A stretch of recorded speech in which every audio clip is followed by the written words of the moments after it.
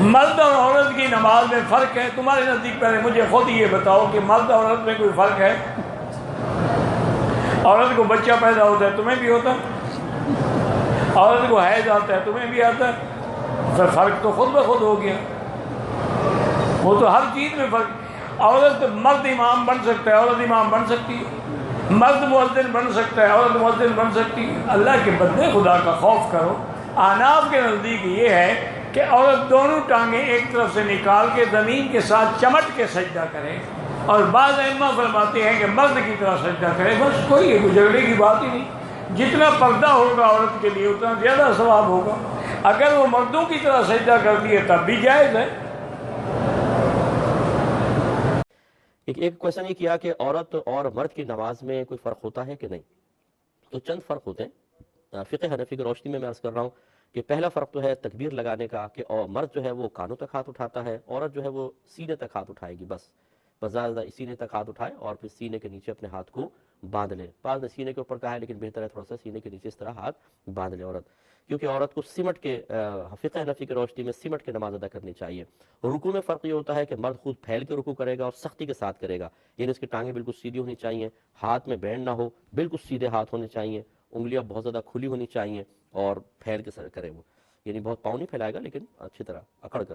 جبکہ عورت سمٹ کے کرے، یہ اپنے ہاتھوں کو بند کر کے رکھے گی گھٹنے پر اور اپنے پیروں کو بہت زیادہ ملائے گی، ہاتھوں میں بینڈ رکھے، بالکل سمٹ کے سجدہ کرے، رکوع کرے۔ یہ تیسرا سجدے کے اندر فرق ہوتا ہے، مرد خوب پھیل کے سجدہ کرے گا، اس کے بازو پہلوؤں سے جدا ہونے چاہیے اور کلائیاں زمین سے اٹھی ہونی چاہیے، رانے پنڈلیوں سے جدا ہوں اور پیٹ رانوں سے جدا ہونا چاہیے خوب پھیل کر، اور 10 انگلیاں اس کی کھڑی ہونی چاہیے، یعنی اس طرح دونوں پنجے کھڑے ہوں، 10 انگلیاں مڑ جائیں اور اس طریقے سے یہ سجدہ کرے گا۔ جبکہ عورت کے لیے حکم یہ ہے کہ وہ سمٹ کے سجدہ کرے۔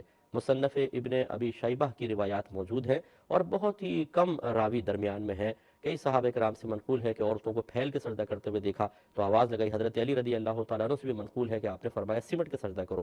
تو عورتوں کے لیے حکم یہ ہے، کوئی مانتا ہے ٹھیک، نہیں مانتا آپ اس سے بحث نہ کریں، ان کے پاس شاید اپنے دلائل ہوں گے، ورنہ آپ عورت کو مرد کی حیت میں سجدہ کرتے ہوئے دیکھ لیجئے، شرم و حیا بالکل نظر نہیں آئے گی، جبکہ ہمارا مذہب اسلام شرم و حیا کی تلقین کرتا ہے۔ پھیل کے سجدہ کرنا زیادہ سے زیادہ سنت ہوگا اور سنت ہے، اور سمٹنا اور عورت کو اپنا پردہ قائم رکھنا یہ قرآن و حدیث کی روشنی میں بہت زیادہ واجب رکھا گیا ہے۔ تو اس لیے صحابہ سے بھی جب ثابت ہے کہ انہوں نے عورتوں کو تلقین کی ہے تو عورت کے لیے حکم یہ ہوتا ہے کہ وہ سمٹ کے سجدہ کرے۔ اس کی کلائیاں اگر زمین پہ بچھ بھی جائیں تو یہ وہ مردوں کے لیے حکم ہے، عورت کے لیے نہیں۔ اسی طرح اپنے جسم کو سمیٹ کر رکھے، اپنے دونوں پیروں کو ایک طرف نکال کر وہ بیٹھے اور پھر اس طریقے سے سمٹ کے سجدہ کرے گی۔ اسی طرح اتحیات میں مرد الٹے پیر پہ بیٹھے گا اور سیدھا پنجہ کھڑا رکھے گا، جبکہ عورت جو ہے وہ دونوں پیر ایک طرف نکال کر بیٹھے گی اور پھر وہ سمٹ کے اپنا اتحیات وغیرہ پڑھے گی، تشہد پڑھے گی۔ آپ غور کر لیجئے گا کہ عورت پھیل کے بالکل مردوں کی طرح نماز پڑھ رہی ہو اور ایک اس طریقے سے نماز پڑھ رہی ہو، آپ دیکھیں گے کہ شرم و حیا اس عورت میں زیادہ نظر آئے گی، اس میں کم نظر آئے گی۔ تو یاد رکھیں کہ ویسے تو شرعی احکام جو نبی کریم صلی اللہ علیہ وسلم بیان فرماتے ہیں وہ مرد عورت دونوں کے لیے ہوتے ہیں، لیکن جب خود صحابہ کرام علیہم رضوان بعض احکام میں عورتوں کا استثناء فرما دیں تو پھر اس میں فرق پیدا ہو جاتا ہے اور فرق کرنا ہوتا ہے۔ تو اس لیے جو آپ کو بتایا اس پر عمل پیرا ہونا چاہیے۔ لیکن انہوں نے کہا کہ عورت کو نماز کیسے پڑھنی چاہیے؟ جیسے مرد کو پڑھنی چاہیے۔ رسول اللہ صلی اللہ علیہ وسلم کا حکم عورت اور مرد دونوں کے لیے ایک ہے، صلو کما رأیتمونی اصلی۔ جیسے یہ حکم ابو بکر کے لیے تھا رضی اللہ عنہ وارضا، ویسے ہی یہ حکم سیدہ عائشہ رضی اللہ تعالی عنہا کے لیے تھا۔ کسی صحیح حدیث میں کوئی شخص ثابت نہیں کر سکتا کہ اللہ کے پیارے حبیب محمد رسول اللہ صلی اللہ علیہ وسلم نے حکم دیا ہو سیدنا ابو بکر کو کہ تم سینے پہ ہاتھ باندھنا اور تم ناف کے نیچے باندھنا، اور سیدہ عائشہ سے کہا ہو کہ تم سینے پر باندھنا۔ ہمارا یہی فرق ہے نا، عورتیں سینے پر باندھتی ہیں، وہ کسی ڈاکخانے سے تعلق رکھتی ہوں لیکن ان کا ہاتھ سینے پہ ہوتا ہے، اور مردوں کا بیچارے جو تھک کے ٹوٹے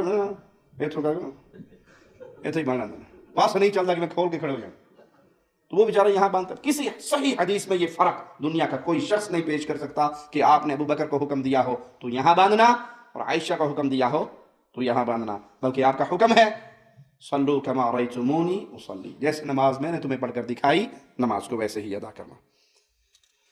یہ لوگوں کی بنائی ہوئی باتیں ہیں کہ عورت جو ہے وہ سجدہ کرتے ہوئے بالکل بچھ جائے اور مرد جو ہے وہ، یہ فرق کسی صحیح حدیث ضرور پڑھیں۔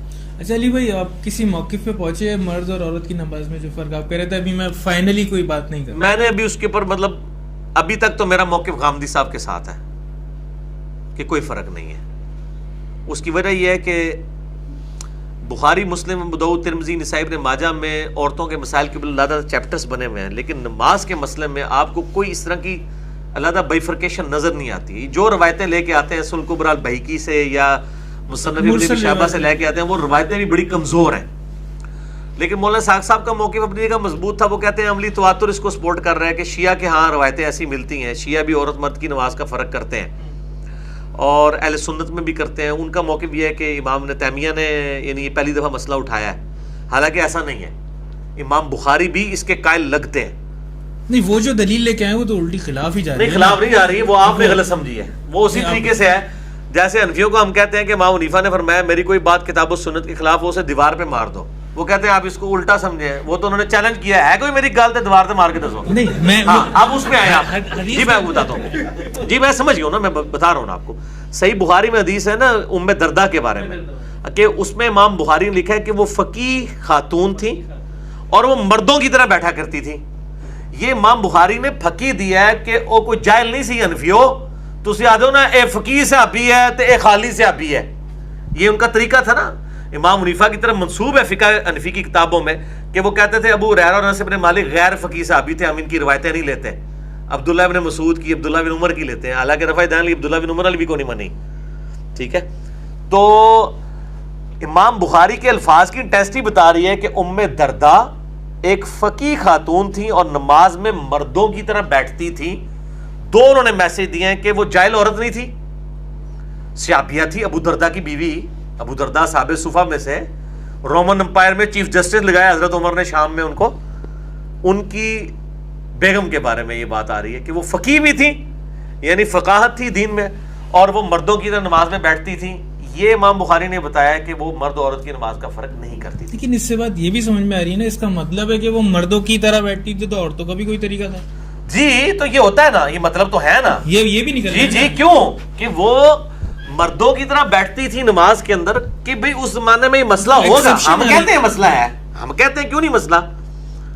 جب جز رفع الیدین میں آتا ہے کہ امام بخاری عبداللہ بن عمر کے بارے میں نقل کرتے ہیں کہ وہ کنکریاں مارتے تھے اس بندے کو جو رفع الیدین نہیں کرتا تھا، تو ظاہر اس سے نکلتا ہے کہ اس زمانے میں لوگ رفع الیدین نہیں کرتے تھے، سستی کی وجہ سے چھوڑ دیتے تھے.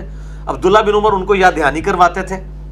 ٹھیک ہے، متبع سنت ہے، وہ یاد دہانی کراتے تھے.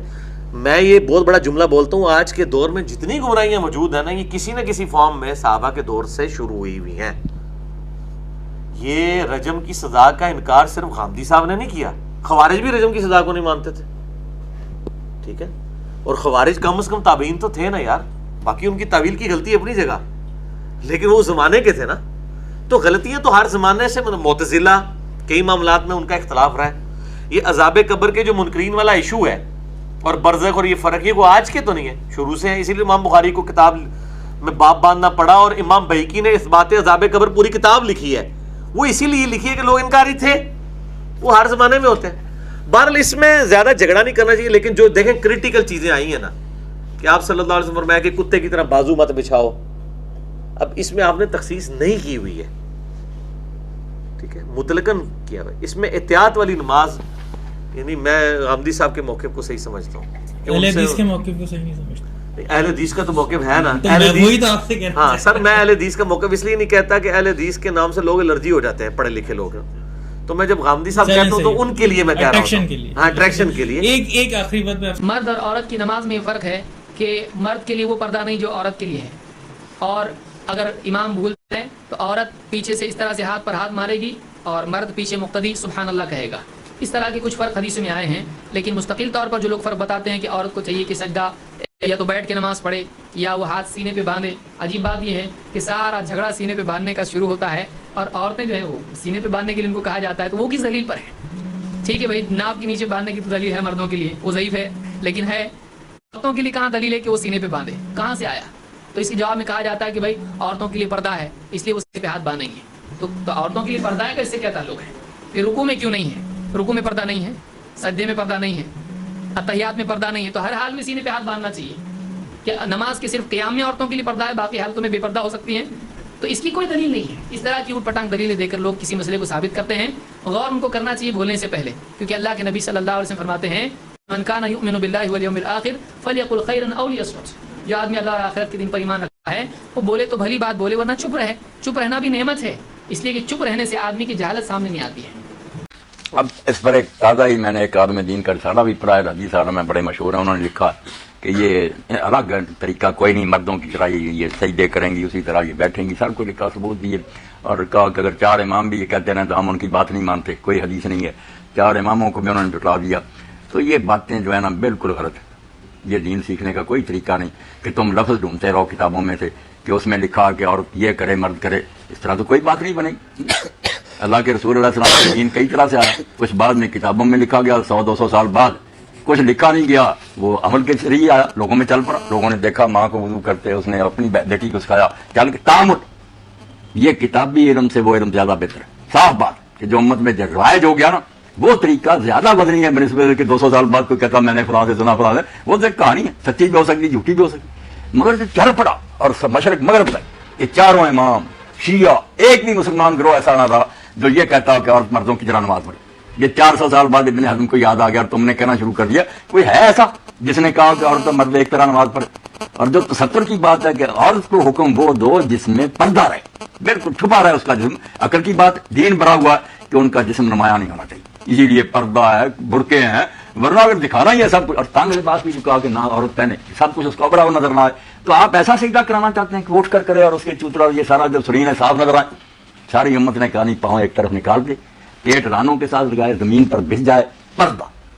بیٹھے بھی اسی طرح بیٹھے, رکوع میں جائے تو اس طرح نہ رکوع کرے جیسے مرد کرتے, بہت جھکیا. اور یہ سارا پیچھے حصہ جو نمایاں ہو گیا, بالکل تھوڑا سا جھکے, جو ہاتھ گھٹنوں تک پہنچے, اتنا زیادہ جھکنے کی. بالکل معقول باتیں ہیں کہ دین جو عورت کے بارے میں چاہتا کہ یہ عورت ہے, چھپانے کی قابل اس پر. بلکہ امام احمد بن حنبل کا مغنی دیوبندی نے رفع جان کا انکار کر دیا کہ عورت ہاتھ ہی نہ اٹھائے, نہ پہلے نہ شروع, بس اسی طرح ہاتھ رکھ لے. ہاتھ اٹھانے سے بھی ہو سکتا ہے کوئی نمایاں ہو جائے, اور اگر اٹھائے بھی تو سینے کے برابر آدمی کی طرف. یعنی ساری امت کے اماموں کو پتا ہے کہ یہ چھپانے کی بات. آپ اٹھتے ہیں بعد میں لکھا نہیں. اب میں 3-4 باتیں کہوں گا, مجھے لکھا دکھا دیں. جیسے یہ نا, ایسے ہی آپ نے کہا تھا مجھ سے حج کے طریقے سیکھو, کوئی عورتوں کے لیے فرق نہیں کیا. مگر کیوں تم بھی مانتے ہو, ساری امت بھی مانتی ہے کہ مرد اونچی آواز سے لبیک کہیں گے, عورتیں نہیں کہیں. یہ لکھا ہوا نہیں, کہیں نہیں یہ فرق حضور نے لکھا. یہی کہا کہ مجھ سے احکام سیکھ لو. آپ نے تو احکام پر یہی اونچی لبیک کہا تھا. جبریل آیا, آپ نے صحابہ کو کہا اونچی کہو لبیک, مگر عورتوں کو کیوں نہیں کہنے دیتے؟ کیوں کہتے ہو کہ سارے اہل علم کہتے ہیں کہ نہیں, عورت کی آواز چھپی ہوتی ہے. پہلا طواف ہے طواف القدوم, مکہ میں جا کے سارے امت کے علماء مانتے ہیں کہ پہلے 3 چکر جو ہے اس میں رمل ہوگا. مرد جو ہے نا اگر گنجائش ہو ذرا تیز چال سے آئے. کندھا ننگا بھی کرے گا, کندھا ننگا تو کرنا ہی ہے, مگر عورتیں تیز چال سے نہیں. چلو کندھا ننگا کی بات لباس آ گیا, مگر یہ تیز چلنا جو تھا عورتوں کے لیے نہیں, وہ نہیں رمل کر. اسی لیے کہ اگر وہ تیز چلیں گی یہ پستان ہلیں گے, پردے کے خلاف ہوگا. صفا مروا کے درمیان مرد دوڑیں گے, میلان اخضرین, عورتیں نہیں دوڑیں گی. یہ کہاں لکھا ہوا؟ حالانکہ یہ عمل عورت ہی کی وجہ سے, عورت کی وجہ سے شروع ہوا تھا. حاضر میرا بند ہے, پردے کی وجہ سے. لکھا فرق نہیں ملنا. تم نماز کی ایک بات کو روتے ہو, یہ اتنے فرق ہیں کہیں نہیں لکھے ملنے, مگر امت ساری مانتی کیسے ہی ہونا چاہیے. اہل علم کا یہ اجماع ہے. تو آپ غضب نہ کریں کہ لکھا نہیں ہمیں ملتا. جو دین چلا آ رہا نا امت کا, انور شاہ رحمۃ اللہ علیہ وہ کہتے ہیں جو لفظوں سے دین ڈھونڈے گا نا کہ کتاب میں کوئی لفظ, بس بے دین ہو جائے گا. کوئی ڈہریا, کوئی منکر حدیث کو کوئی. امت کو بھی دیکھو کہ صحابہ اور تابعین امام جاہلوں کی بات نہیں, کہتے ہیں بدعتیں. اور بدعتیں تو کرنے والے بھی مانتے ہیں کہ فلاں صدی سے چلی تازہ بدعت حسنہ, وہ سنت کہتے ہیں. مگر جو صحابہ نے کیا, اماموں نے کیا, وہ بدعت ہے. وہ دین ہے جو کتابیں لکھنے سے پہلے امت میں رائج ہے. ساری دنیا اس طرح نماز پڑھ رہی تھی, نہ بھی یہ بخاری مسلم لکھی جاتی تو پڑھ رہے تھے لوگ.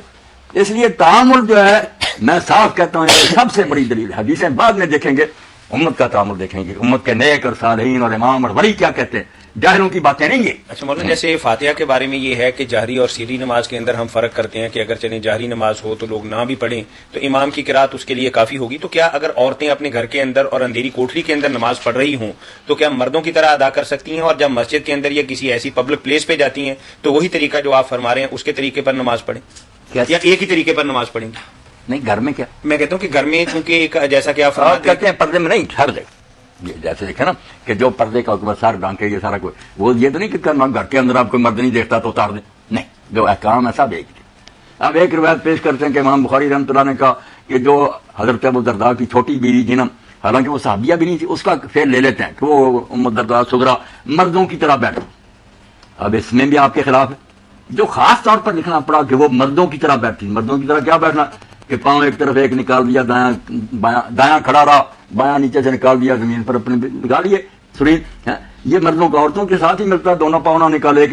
یہ جو کہا کہ وہ مردوں کی طرح بیٹھی, پتا چلا کہ مرد کچھ اور طرح بیٹھتے ہیں نا, ورنہ کیا کہنے کی ضرورت تھی کوئی جب سارے ایک طرح بیٹھتے ہیں. یہ لفظ بولنا کہ وہ مردوں کی طرح بیٹھی, معلوم ہوا باقی عورتیں ساری اور طرح بیٹھتی تھی, وہ ایک بیٹھتی تھی اور وہ کوئی ایسا پردے کے خلاف بھی نہیں. اتحاد میں بیٹھے, پاؤں ایک کھڑا کر لیا, بچھایا نہ, اس کے کیا فرق, دونوں ہی بچھا دیے یا ایک کھڑا رکھا. یہ بات ہے رنگ جو آپ کہتے ہیں سجدہ اوپر کر کرے, یہ کرے وہ کرے, وہ یہ کہنا کہ وہ مردوں کی طرح بیٹھتی تھی, اس سے ہر عقل مند سمجھتا کہ معلوم ہوا مردوں کا بیٹھنا اور تھا, عورتوں کا اور تھا. مدردار نے چونکہ یہ عجیب کام کیا. یہ وہ بات ہے جیسے ہدہد نے آ کر کہا کہ میں نے قوم سبا کو دیکھا کہ ان پر ایک عورت حکومت کرے. اسرائیل صاحب نے بہت پیاری بات کی, یہ خود بتا رہا ہے کہ جانور بھی سمجھتا تھا پرندہ کہ عورت کا حکومت کرنا بہت بیٹنگی بات ہے. اس لیے اس نے کہا کہ ایک تو یہ بے وقوف ہے کہ اللہ کو چھوڑ کر سورج کو پوج رہے ہیں, اور دوسرے یہ ہے مگر عورت حکومت کریں. تعجب سے اس نے کہا ایسے بے وقوف اور نادان ہے. تو یہی بات کہ وہ مردوں کی طرح بیٹھی, یہ فکرہ خود بتاتا ہے کہ مردوں کا بیٹھنا اور تھا, عورتوں کا الگ تھا, اس کا عمل دوسری بہنوں سے جدا تھا, اس لیے خاص طور پر لکھنا پڑا. تو صاف بات ہے عورتیں جو ہے نا پردہ, ہر چیز میں پردہ. جب اللہ کے رسول کی صحیح حدیث پڑھیں گے تو باقی چیز ہمیں ملتی ہے. اور اللہ کے رسول فرماتے ہیں صحیح بخاری میں جلد نمبر 1 کتاب الادان چیپٹر نمبر 18 حدیث نمبر 604 میں, پرے ایز یو سی می پرے, نماز پڑھو جس طریقے سے آپ مجھے پڑھتے ہوئے دیکھ رہے ہیں. اور یہ حدیث دہرائی گئی ہے کئی جگہ, یہ دہرائی گئی ہے صحیح بخاری میں جلد نمبر 9 میں حدیث نمبر 352 جہاں اللہ کے رسول فرماتے کہ نماز پڑھو اس طریقے سے جس طریقے سے آپ مجھے پڑھتے ہوئے دیکھ رہے ہیں. تو باقی چیز نماز کے بارے میں ہمیں ملتی ہے اللہ کے رسول کی صحیح حدیثوں میں. اللہ فرماتے ہیں سورہ داریات میں سورہ نمبر 51 چیپٹر 51 ورس نمبر 56 ورس 56, وما خلقت الجن والانس الا لیعبدون. اللہ سبحانہ و تعالیٰ نے جن اور انسان کو اسی لیے بنایا ہے تاکہ وہ اللہ کی عبادت کرے. اللہ نے جن اور انسان کو صرف اور صرف اسی لیے بنایا تاکہ وہ اللہ کی عبادت کرے. یہ لفظ عبادت آتا ہے عربی لفظ عبد سے, جس کی معنی ہے بندہ, بندگی, اور سارے انسان اللہ کے بندے ہیں. ہمیں فرض ہے کہ ہم ہمارے خالق, ہمارے رب اللہ سبحانہ و تعالیٰ کی عبادت کریں. کئی مسلمانوں کو غلط فہمی ہے کہ صلاح ہی صرف اللہ کی عبادت ہے. صلاح اللہ کی ایک اہم عبادت ہے, سب سے بہترین, لیکن صرف صلاح عبادت نہیں. عبادت کے معنی عبد, بندگی, اللہ کا کہنا ماننا. جب ہم اللہ کا حکم مانتے ہیں تو ہم اللہ کی عبادت کر رہے ہیں. اللہ جس چیز سے ہمیں روکتا ہے ہم اس سے پرہیز کرتے ہیں, ہم اللہ کی عبادت کر رہے ہیں. لیکن سب سے بہترین عبادت ہے صلاح. اور جو انسان صلاح نہیں پڑھتا ہے, صلاح نئے پڑھنے کے کئی نقصانات ہیں. جو انسان صلاح نہیں پڑھتا اس کا ایمان کمزور ہوتا ہے. ہو سکتا ہے کہ وہ اپنا ایمان بھی گوائے. انسان سوچنے لگتا ہے کہ میرے پاس پیسہ ہے, میرے پاس دولت ہے, عیش ہے, آرام ہے, اللہ سے دور جاتا ہے. صلاح نہیں پڑھتا ہے اور دور جاتا ہے. صلاح نہیں پڑھنے سے آپ کی زندگی میں ڈسپلن نہیں آتا ہے. ہو سکتا ہے کوئی شخص مجھ سے پوچھے گا, میں کئی لوگ کو جانتا ہوں جو صلاح نہیں پڑھتے لیکن ایک دم پابند ہے, اپوائنٹمنٹ کے پابند ہے, ڈسپلن ہے. میں جانتا ہوں کئی مسلمان جو صلاح نہیں پڑھتے لیکن ڈسپلن ہے. کئی غیر مسلمان ہیں جو صلاح نہیں پڑھتے لیکن ایک دم ڈسپلنڈ ہے. اپوائنٹمنٹ دیں گے برابر اس وقت پہ موجود رہیں گے. یہ ڈسپلن کا ذکر ہی نہیں کر رہا ہوں, میں اعلیٰ درجے کی ڈسپلن کی بات کر رہا ہوں. یہ تو نیچے درجے کا ڈسپلن ہے. اور آپ کبھی بھی دیکھیں گے اپوائنٹمنٹ کے بارے میں, اگر کوئی شخص اپنے ملازم کو اپوائنٹمنٹ دے رہا ہے تو اکثر وہ اگر اپوائنٹمنٹ کا پابندی بھی نہیں کریں گا اسے کوئی فرق پڑتا نہیں. میرا ملازم ہے, میں آدھا گھنٹہ لیٹ جاؤ, کیا فرق پڑتا ہے, کیونکہ وہ اس سے نیچا ہے. اپوائنٹمنٹ 10 بجے کا آپ پہنچے, 10:15 کو پہنچے, 10:30 کو پہنچے, 11 بجے نہیں بھی پہنچے, ملازم ہے, کوئی فرق پڑتا نہیں. اگر آپ اپنے بزنس پارٹنر کو اپوائنٹمنٹ دے رہے, آپ کوشش کریں گے ٹائم پہ رہیں گے. میں میرے بزنس پارٹنر کو تکلیف نہیں دینا, اپوائنٹمنٹ کے ٹائم پہ رہیں گے. جس کو آپ سمجھتے ہیں کہ وہ بہت مشہور اور عزت والا ہے, اگر آپ منسٹر کا اپوائنٹمنٹ لیں گے تو کیا کریں گے, 10 منٹ ٹائم کے پہلے پہنچیں گے, آدھا گھنٹہ پہلے پہنچیں گے. اگر وزیر اعظم کا اپوائنٹمنٹ لیں گے آپ ڈریں گے کہ اپوائنٹمنٹ چھوٹنے جائے گا تو آدھا گھنٹہ پہلے پہنچیں گے, 1 گھنٹہ پہلے پہنچیں گے. یہ انسان کی فطرت ہے. جو آپ کے نیچے ہے اس کی آپ قدر نہیں کرتے. जो बराबर है कदर करते हैं, जो ऊंचा है मशहूर है ज्यादा कदर करते हैं। इस लिहाज से अगर मान लो ये चीज सही है, मान लो ये अपॉइंटमेंट का तरीका सही है कि अगर टक्कर का है तो मैं टाइम पे जाऊं, ज्यादा ऊंचा है तो और एहतियात रखो। जब आपका अपॉइंटमेंट आपके रब के साथ है तो कितनी पाबंदी आपको करना चाहिए? और रब का मुकाबला मखलूक से कर ही नहीं सकते। अगर वजीर को मिलने के लिए इतनी पाबंदी कर रहे तो अपने रब को मिलने के लिए कितनी पाबंदी करना चाहिए आपको? रब का मुकाबला वजीर से हो ही नहीं सकता है। वलम यकुल लहु कुफुवन अहद, उसके जैसा कोई नहीं है। तो मैं उस अपॉइंटमेंट की बात कर रहा हूं, ऊंचे दर्जे की। अगर सलाह से दूर रहेंगे तो आपकी जिंदगी में डिसिप्लिन आएगा ही नहीं। जब वजीर आपका थोड़ा फेवर करता है तो अभी जाते हैं, उसके लिए कुछ भी करने को तैयार है। हमारा खालिक आपको जिंदगी दी है, हमें जिंदगी दी है, हमें इतनी नियामत दी है, हम कितना शुक्र अदा करते हैं। और जो सबसे बेहतरीन नियामत है वो तो हम कभी सोचते भी नहीं। मैं आपसे पूछना चाहता हूं कि सबसे बेहतरीन नियामत क्या है जो जरूरी है आपके लिए जीने के लिए? क्या है? क्या है? हवा। शायद आपने तकरीर सुन चुके पहले।